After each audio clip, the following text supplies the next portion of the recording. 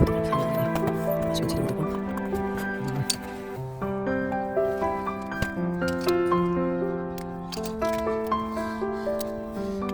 Stimmel.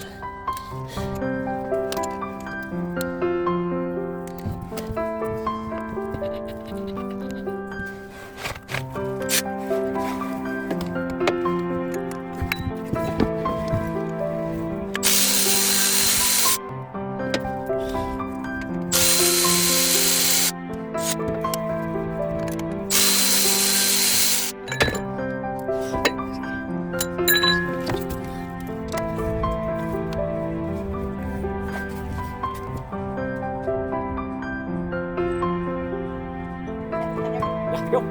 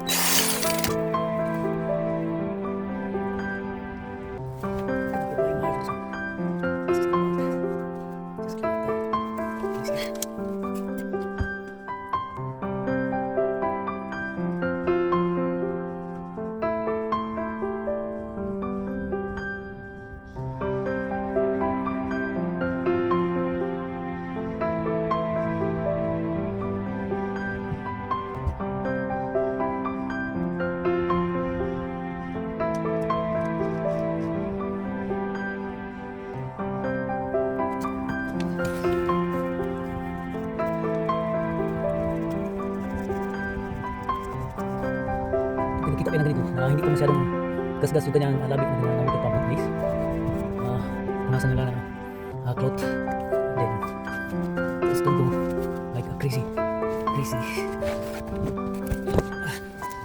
this is like a brand new engine, imagine 212, so it's just being gentle on this one.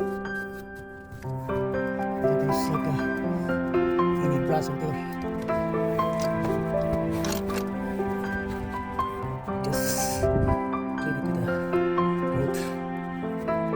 I'll show you now on why we didn't use wire brush or some kind of sandpaper, because as you can see this is very even, so it's good.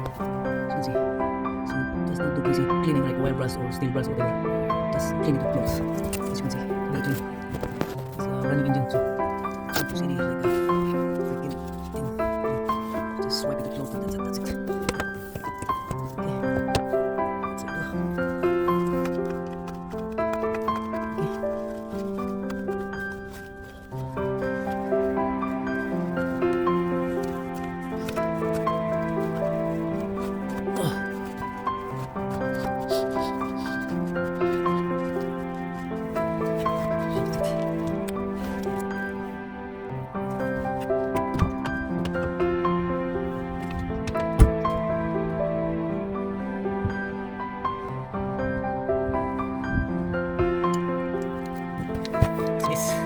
is 7 up. You can use 7 up or Coke. Okay, just wipe out the surface of the water pump. You don't have the brake cleaner, and this thing will work. This is the alternative of brake cleaner, Coke or 7 up. And then just to clean the shit stuff in here. That's it. Okay, that's it. So the surface here is not really bad. It's clean as it is, like it's brand new. So we don't do crazy things here that like run fast, because this is like clean. And once it's done,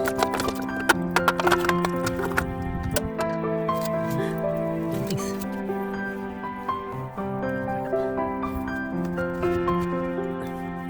Okay, that's it.